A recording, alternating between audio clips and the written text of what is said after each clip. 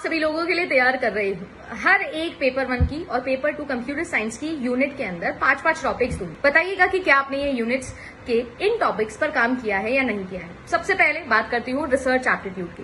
क्या research aptitude के अंदर आपने रिसर्च एथिक्स वाला पोर्शन पूरा पढ़ा है, जिसमें रेफरेंसिंग स्टाइल सबसे ज्यादा इंपॉर्टेंट है।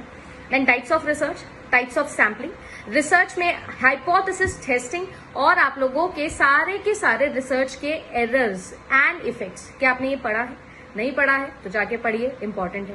देन बात करते हैं ऑपरेटिंग सिस्टम की।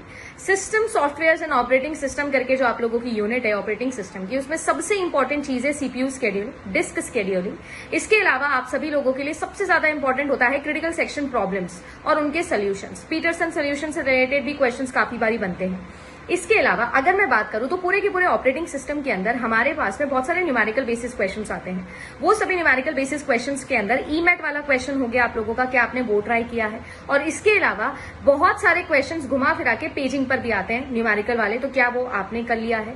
ये कुछ ऐसी चीजें हैं जो आपको ऑपरेटिंग सिस्टम के अंदर ज्यादा से ज्यादा फोकस करनी है।